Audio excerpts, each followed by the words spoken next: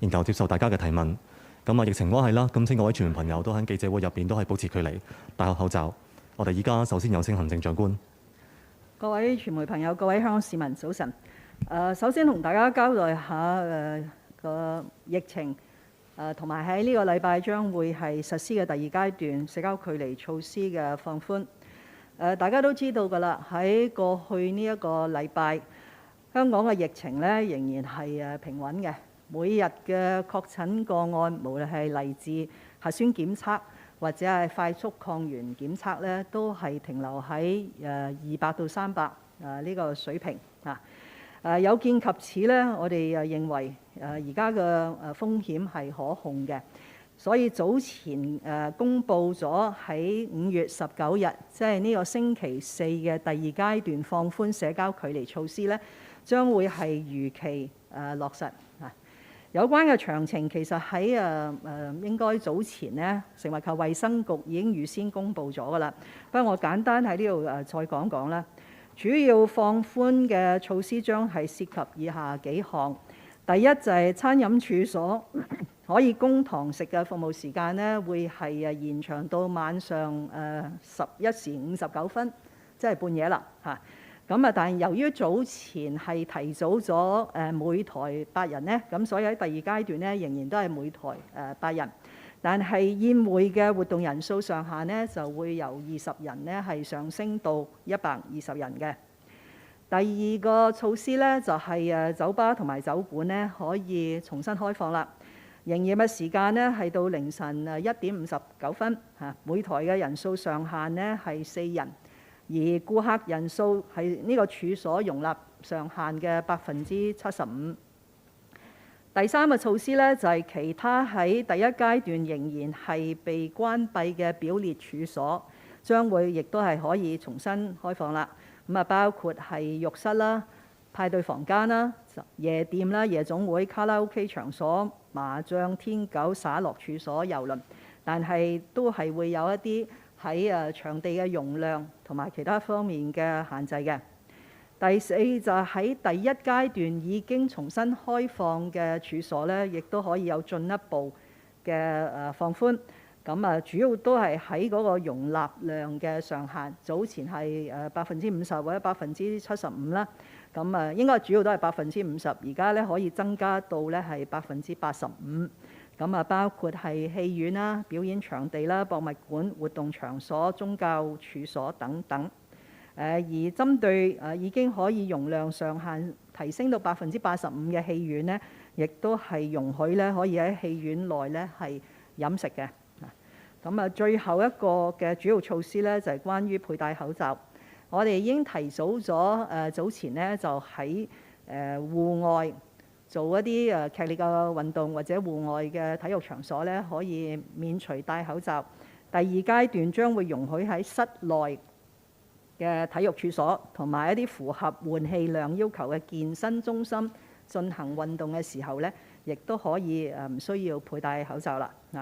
咁上述嘅措施嘅詳情呢，大家可以睇返早前應該係5月3日食物及衛生局發出嘅新聞公佈。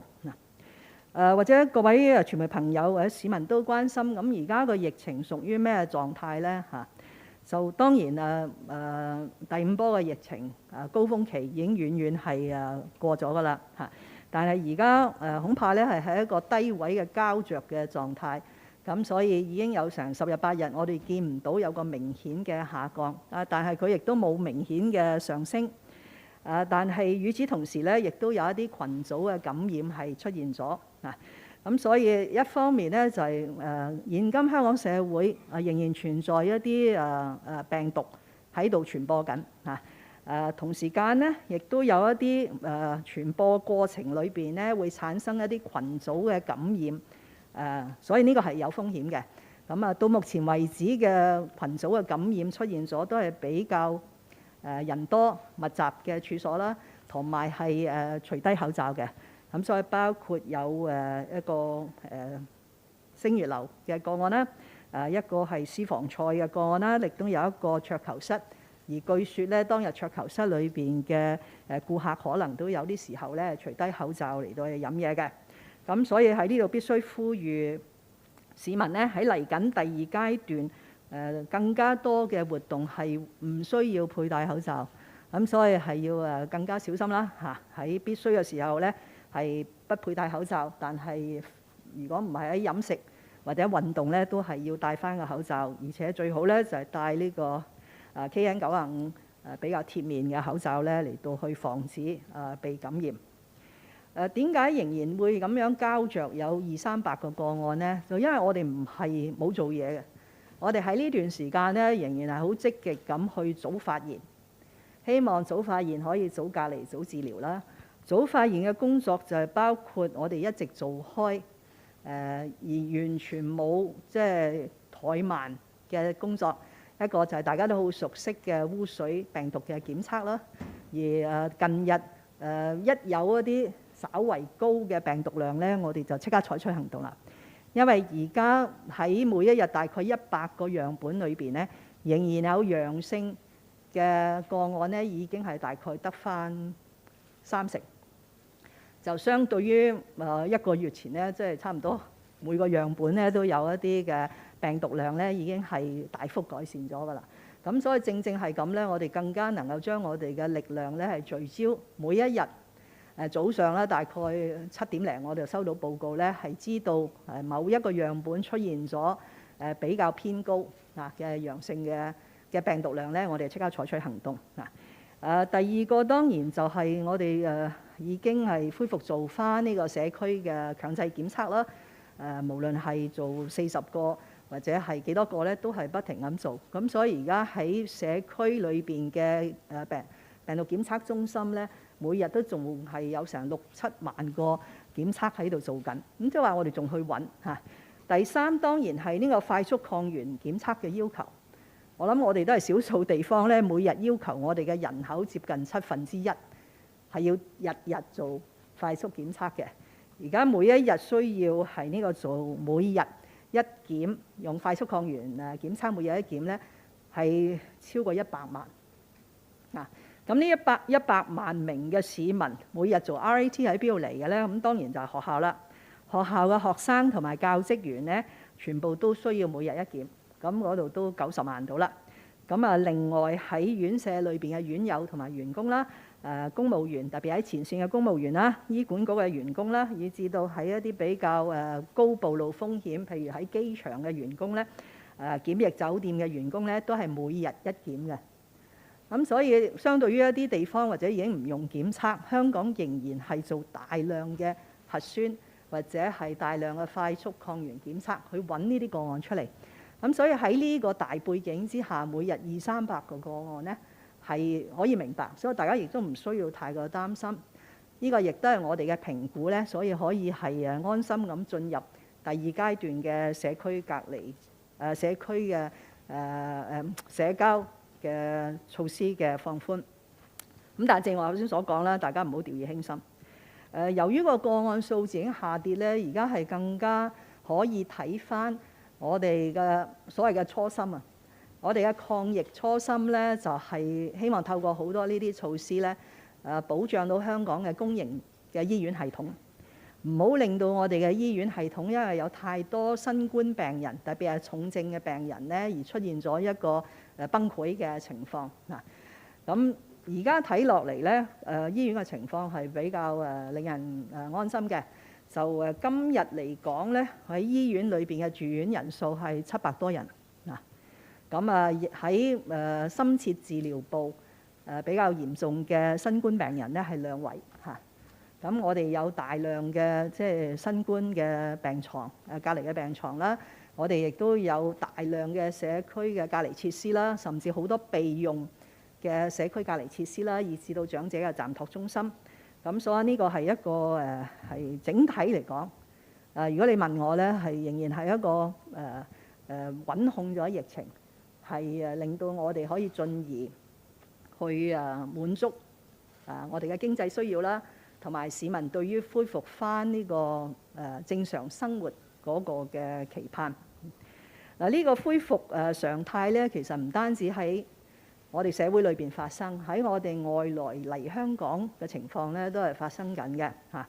就喺香港國際機場嘅數字顯示咧，呢個月我哋大概每日抵港嘅人士咧係有2000名。當然2000人抵港仍然係一個非常非常低嘅數字，但相對於過去每日得幾百人咧，已經係一個明顯嘅上升。甚至可以講咧係自2020年初，即係2年多以前新冠疫情發生以來咧，一個比較高嘅水平嚇。咁同樣喺呢啲抵港人士裏邊咧，有一個群組亦都對香港嘅經濟同埋社會嘅生活好緊要嘅，就係我哋嘅外籍嘅家庭傭工。咁自4月1號開始，我哋取消咗9個地方嘅禁飛令之後，到而家5月15號啦，即係呢個半月咧，已經有超過1萬名海外嘅家庭傭工咧係抵港嚇。咁呢個對於好多家庭咧係一個好大嘅舒緩，無論係照顧長者或者係照顧小朋友啦。但係我必須亦都係要有一啲嘅提醒啦，因為另外有一啲指標咧都係會令到社會有啲擔心嘅。就第一咧就係我哋成日講嘅呢個所謂繁殖率，即係究竟一個感染咗嘅人會傳播俾幾多人啦？咁早前我哋都講啦，佢一直唔超過1，都係安全，唔使擔心嘅。但係最新嘅數字咧已經好接近1㗎啦嚇。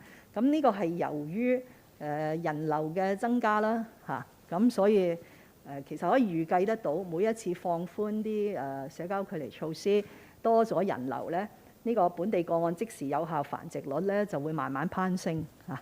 尤其是當個個案冇減低，因為我頭先話咧，我哋呢半個月都好膠着，咁所以當本地嘅確診個案冇減少，但係人流嘅增加咧，呢個本地個案即時有效繁殖率咧就係會上升嘅。相信喺未來幾日咧，或者會升超過1都唔定。但係希望大家都留意我頭先講嘅其他嘅大環境、大背景咧，亦都唔需要太過擔心嘅。咁亦都要再次提醒咧，就係打針嚇。咁因為我頭先亦都再重申啦，我哋要保障香港醫療系統咧，要減少重症、減少新冠病人重症嘅最有效方法咧，就係疫苗接種嗱。咁所以而家嗰個疫苗接種率，特別喺長者方面咧，係仍然係有提升嘅必要性。咁所以公務員事務局局長咧已經係諗咗千方百計嘅方法上門打針啊，或者係喺一啲診所裏邊咧安排埋啲長者打針，希望盡快咧能夠提升長者喺疫苗接種方面嘅比率，唔單止係第1針、第2針甚至進入咧係去打第3針啊。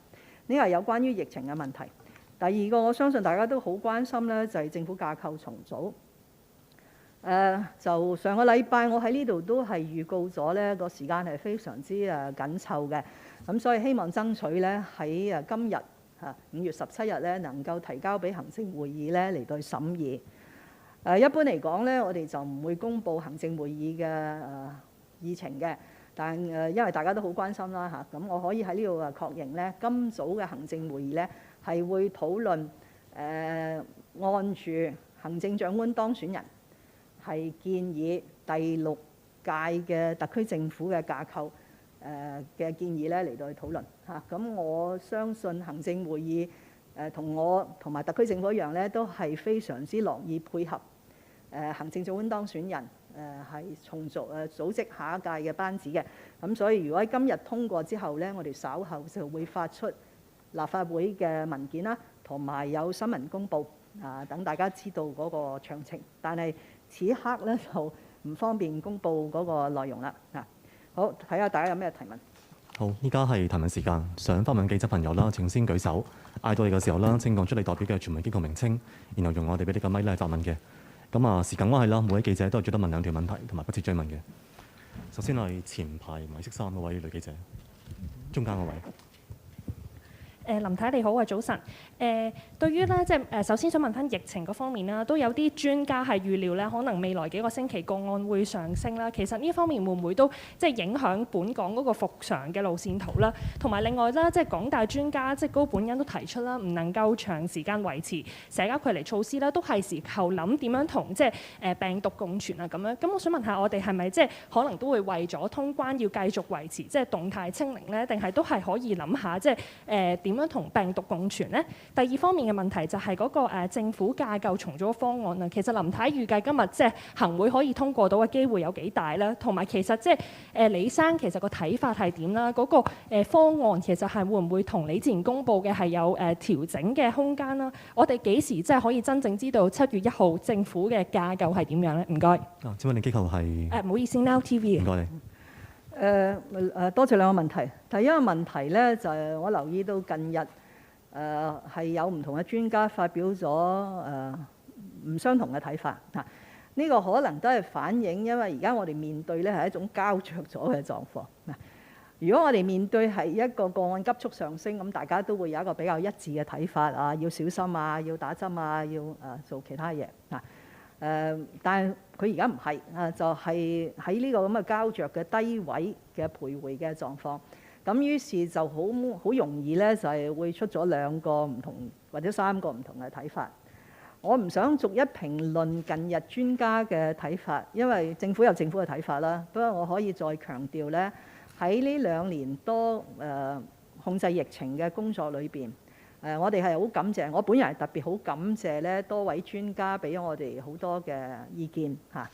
但係正如專家講，佢哋係冇直接參與特區政府嘅政策嘅制定，包括幾時會有社交距離措施，幾時放寬，幾時有外防輸入嘅管制，佢哋係冇直接參與嘅嚇。亦都等於咧，特區政府同我本人就唔係俾專家帶住我哋走嘅嚇。佢只係為我哋有一籃子考慮嘅因素咧，提供多啲嘅睇法。咁我哋最終咧就會平衡咗公共衛生嘅需要啦、香港經濟嘅需要啦，同埋市民嘅可以接受嘅程度咧，而作出一個我哋認為係最適合嘅做法。至於通關仍然係我哋首要嘅目標啦嚇。咁好似我上個禮拜講咧，要同內地恢復通關咧，我哋必須要重新去討論同埋對接，同埋以舊年年底已經接近達成通關方案嘅基礎咧，再嚟到去研究。咁所以今日咧就未能夠可以詳細講啦。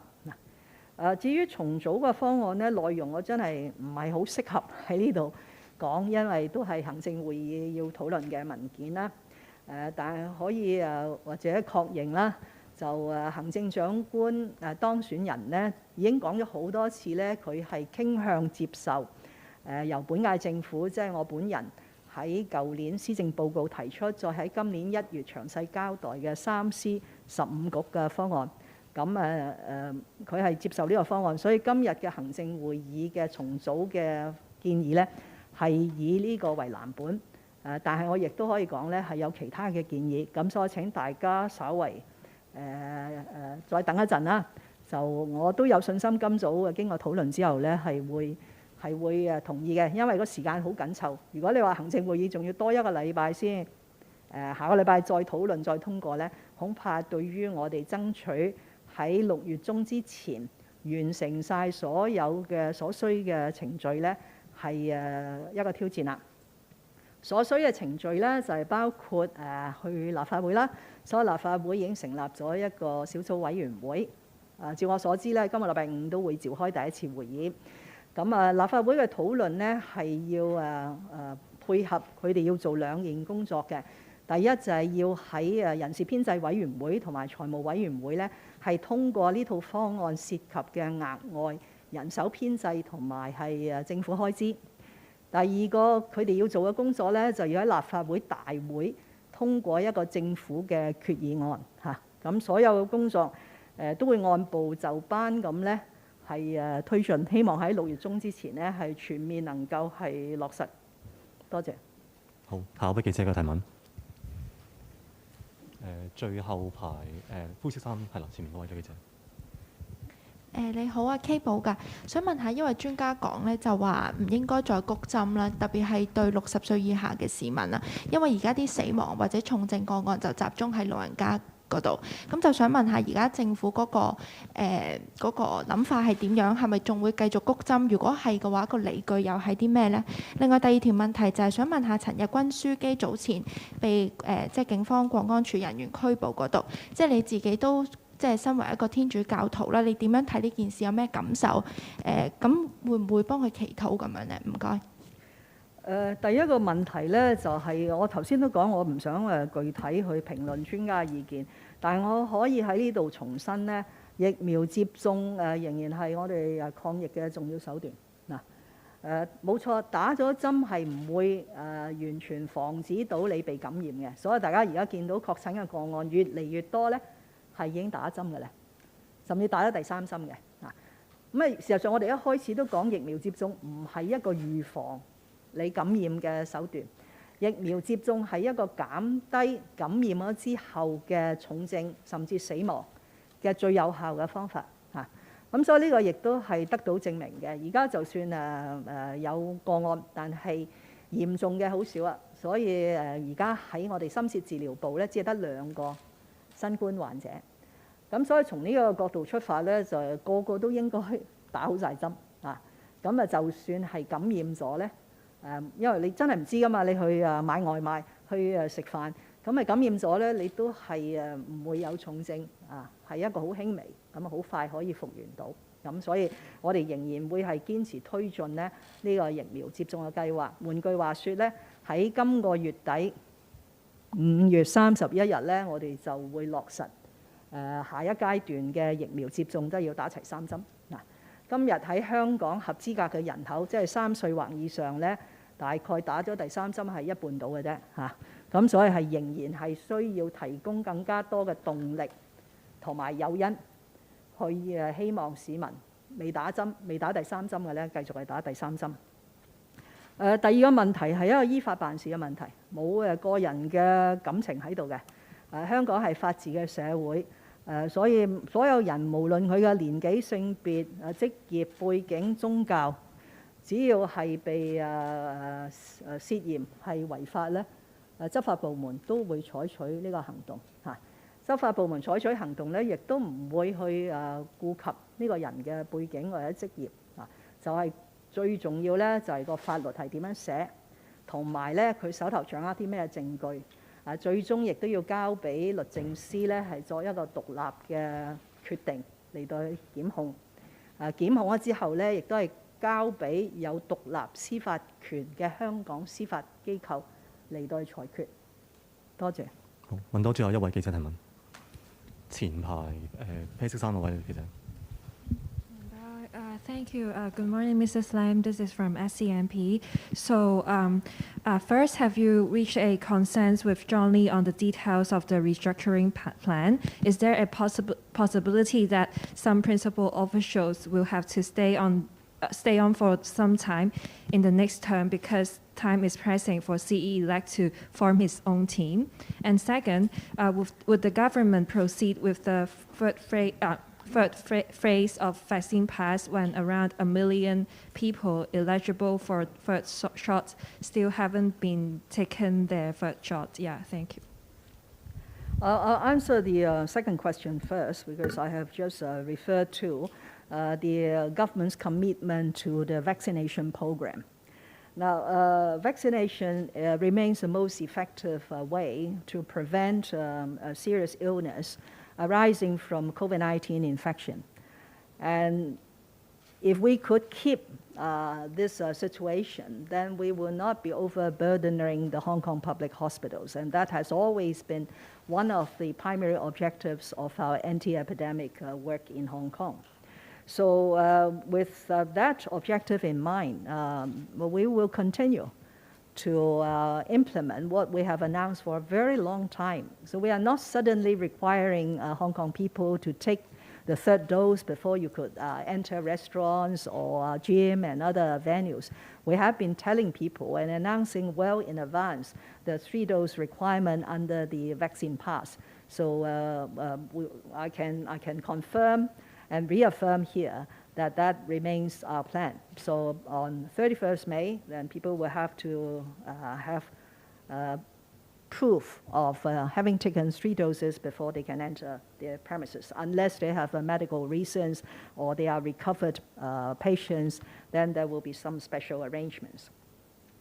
Now, on the first question, let me put it in a very absolute way.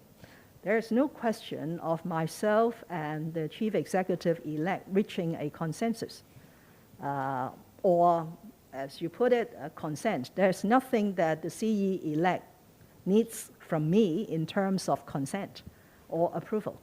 My role is to facilitate the next term Chief Executive to have the best and optimal government structure to enable him to discharge what he has promised the people of Hong Kong. I said this well before the elections. I announced in my policy address last year that this proposal on restructuring was not done for myself, it's for the government. But based on my experience, especially with the experience as a chief executive, I thought something needs to be changed in terms of a government structure. So I offered some initial ideas in my October 2021 policy address. And thereafter, we talked to people, we received recommendations from community, from Legislative Council, and that has given rise to a set of very detailed proposals which I announced on the 12th of January 2022. That is to increase the number of policy bureaus from 13 to 15, and so on and so on. And since then, we have received broad support for the set of proposals. So this then forms the basis for the Chief Executive-elect to consider. If he felt that this was not the right approach, he could throw it away and start afresh.